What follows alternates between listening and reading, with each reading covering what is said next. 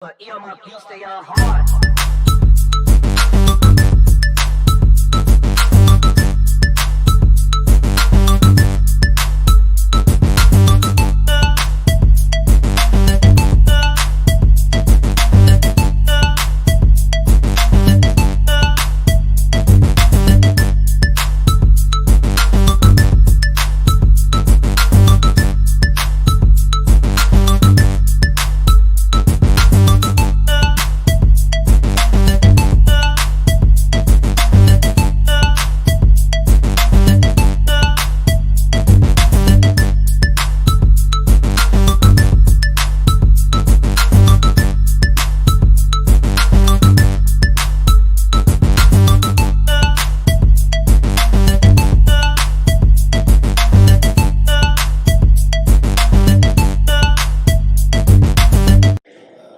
Black College Sports Network, AD Drew here, along with the, do I still say GCAC? Well, until this summer, we're going to say the Gulf Coast Athletic Conference Commission, Dr. Kiki Baker-Barnes. If you haven't heard, we're going to get to that in just a moment. How you doing, Doc? I'm doing good. So happy to have you here at our championship. Well, I missed last year due to other obligations, but I'm back. Enjoying my HBCU culture, my HBCU teams, bumped into a lot of faces. Your face was actually one of the first faces that I saw when I walked in today. Yeah. And I've been catching up with so many friends and former colleagues and since I've been here. So great job bringing this here to Tuscaloosa somewhere where I can easily ride. Okay. But just quickly, talk about how we wind up here in Tuscaloosa. So we've been, for the past couple of years, I took over full-time in June 1, 2022. We have been working strategically to figure out the best way to monetize championships. It's the asset that the conference owns. And had the opportunity to connect with a gentleman by the name of Don Staley. Don happened to be a former Tuscaloosa native. He was over the sports tourism group for a while. So Don has been working with us for the last year and a half, helping us to connect with different cities who are looking to bring events there. And so through our RFP process that we put in place for bidding for championships, Tuscaloosa and Stillman ended up putting together a bid for us to bring the championship here. And we had a couple others, but Tuscaloosa won out in terms of their bid, and that's how we got here. And I think it's even more exciting that we get to be at Stillman knowing that they're going to be joining us July 1 starting next year. So it's been really great. Tuscaloosa is a great community, and we know they love their football, but they have been very, very supportive here. It's been amazing. So probably the first time in a while since I've been following the conference, and we're actually on a neutral court. Nobody actually has home court advantage. Yep. So what has been the feeling that you've gotten from the response that you've gotten from some of the student athletes and the coaches about just their experience here thus far? So far, I got a lot of good feedback. People are happy. They really enjoyed the city. They're enjoying Stillman. Of course, this is everybody's first time at the Stillman campus on this court. But we've gotten a lot of positive response. And I believe the Stillman team is excited to have us here too. So they seem to be feel good about this relationship and what has happened. So good feedback so far.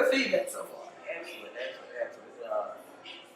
Speaking of feedback and exciting things, one thing that most conferences are doing right now, called conference term, we brought in new members this year. We've got new members coming in next year, and you don't have to say it unless you want to break it right here on the Black College Sports Network. But when it comes to expansion, what are some of the future plans and strategic growth plans that you have for the conference? Yeah, so our strategic number is 16. That's what we're trying to get to. And I talked a little bit about this during the press conference. That was one of the strategic priorities in terms of expansion.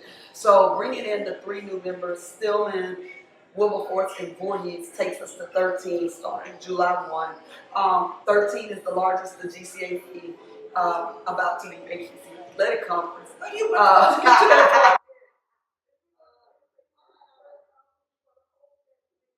We all to that. So it'll be the largest membership that the GCAC has ever had. We've never had more than 10 members. So to get to 13 is history making for the league. So we're really excited about that. You know, we've got a list. I ain't gonna talk about my names on my list, but we got a list. And I'm not gonna ask you to. Look, we got a list, and we'll continue our recruitment activities. I'll tell you, I started out as a basketball coach, and I was a recruitment coordinator. So I can recruit. I know how this process. It takes time, you know, so you gotta develop a relationship. Anyway, you gotta find the synergies, and so I'm hoping that of our list, we'll get 3 of those schools to decide to commit, and after we get to that 16, you know, we're gonna have to cap it, and we'll just focus on those members. But it feels really good to be in the position that we are right now. We're really excited about the potential of the league. And also, we've seen it at the big boy level. One of the things is not only getting those new members in, but keeping the ones you already have. Keeping them happy and keep them from looking elsewhere. Yep. And thus far, since taking over, and once you stabilize everything, you've done a good job. You haven't lost anything outside that initial wave when you first took over. Yeah. And those people already probably had their decisions made before you took Yeah. over. So what are you doing to make sure that you stabilize the league? 10 current people? members that you have right now? I'll say it's a lot of communication. So the one thing I personally pride myself on is I don't make decisions in silos. So every step that we've taken has been a majority's vote, if per se, meaning that if I have an idea or I'm thinking about something, then it's, hey y'all, here's my thoughts, and I will put plans in front of my council athletic directors. I talk to the coaches. I talk to everybody. I talk to admissions counselors, alumni people, development people, chief financial officers, operating officers. I have talked to everybody on all my campuses about this vision of what we can do, and tell me, how do you see this fitting? Are you in support of this vision? Would you be willing to do some work to make this vision happen? So the things that people are seeing happen for the conference are a collaborative of people supporting a vision, not me deciding what we want to do and then coming back and saying I need your support. But the conversation happens the whole way, and we tweak it until we get something that we feel like, okay, I think we can move with this, let's go forward. So we had our HBCU admissions fair last year. This is our 3rd one. We did one last year with our track championship, and then we had one in the fall with volleyball.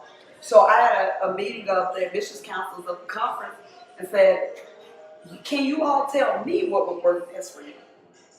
Based on your calendars and what you have going on. Do you believe this makes sense? Again, the idea is the idea, but if it doesn't work for them, then why would we do it? And they said to me, basketball. We believe basketball would be good for us. It's inside, and it's in the middle of whatever in terms of their recruitment cycle.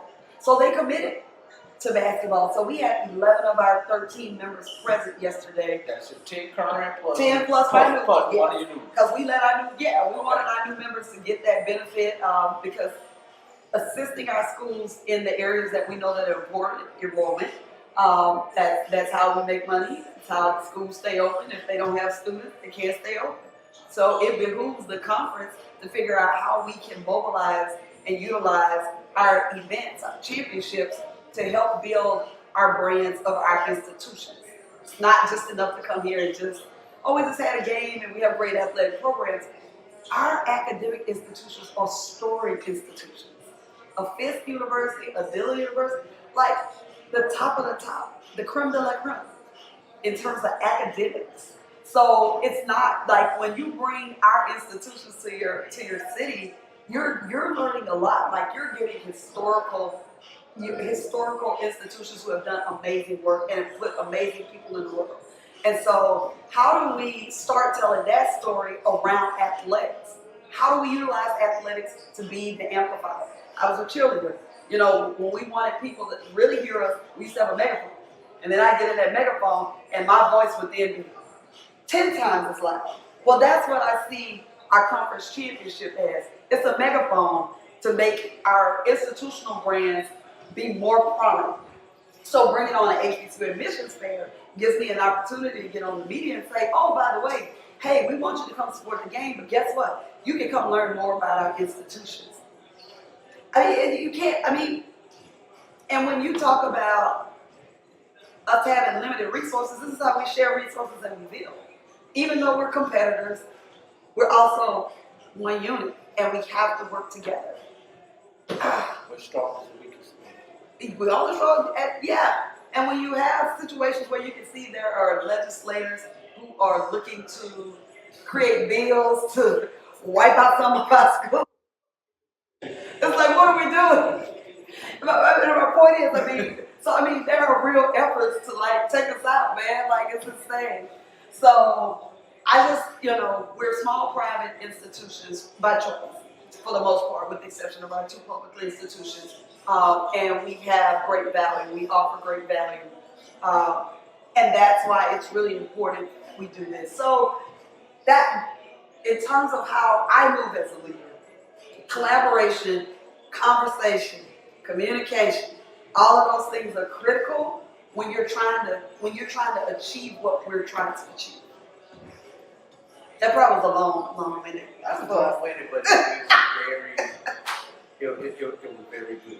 Thank you. All right, now let's get back to sports, because this is sports. Come on, sports show. All right. Now, one of the benefits that you have had of your growth is, at least for basketball, you were 2-bid league for the first time.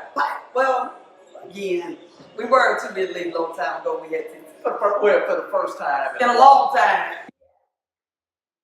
So, what's the importance of being and I'm almost ashamed to ask this, but I know they don't know, because I saw what happened to Tougaloo last year. It's crazy. I've seen what has even the year with Talladega was the guy, but I saw what happened with Russ. Mm-hmm. The last couple. I remember the year Russ got left totally off, and should have been there. So I've seen what has happened to teams in this conference. Yep.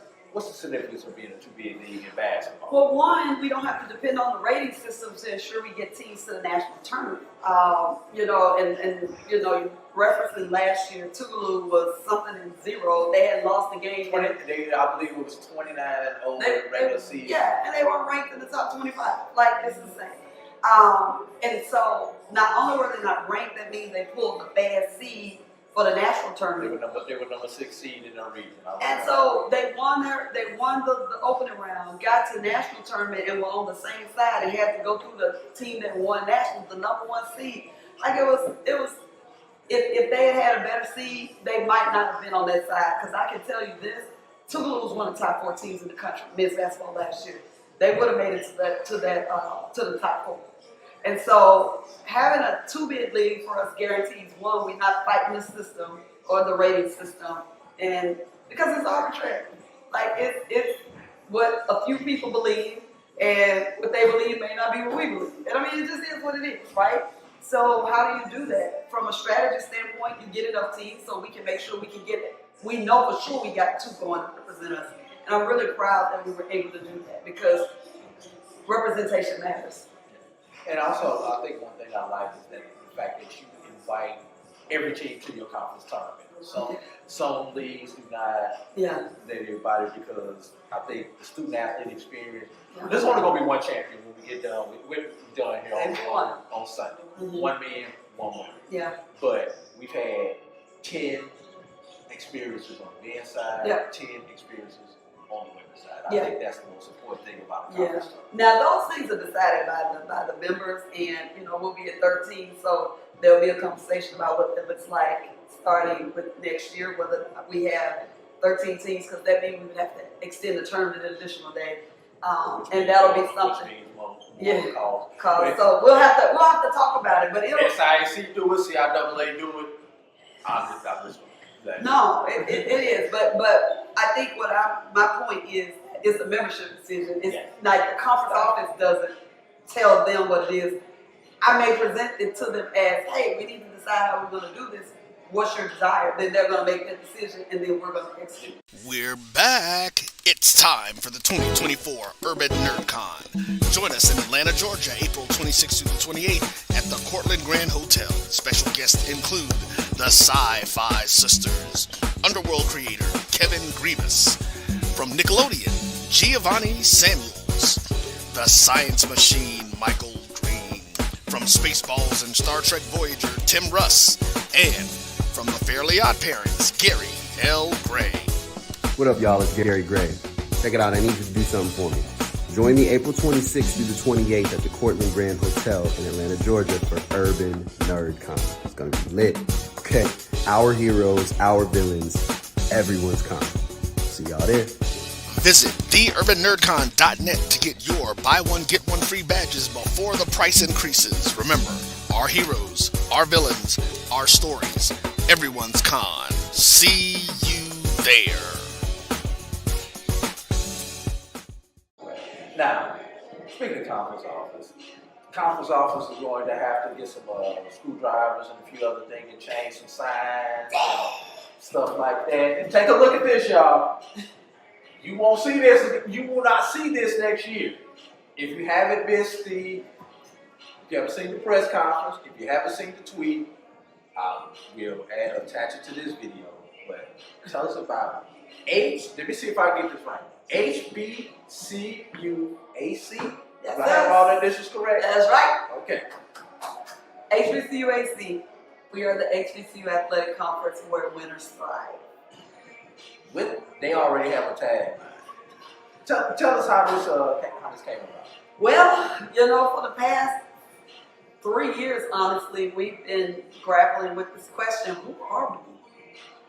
And then, who do we want to be? In 2010 was when we lost 6 members that left 4 HBCUs at that time: Dillard, Xavier, Suno, and Tougaloo. And we were able to recruit, Fisk, Voorhees, and Edward Waters for Lane were the 4 schools that we brought in. No, Talladega, Fisk, Edward Waters, and Voorhees were the 4 schools that we wound up bringing in that kind of got us back to where we were to 7. And it was like, okay, we're going to be able to make it that way. And we've operated as this group of HBCUs since 2010. But there wasn't what I would say just an emotional connection to our identity in the way that you see with SWAC, MEAC, SEAC. See, I feel like people are so attached to those institutions and those conference leagues. You hear people, SWAC versus MEAC. You hear the conversation and watch it on Twitter and all the different social media platforms, but then there was this GCAC. And it was flat, right?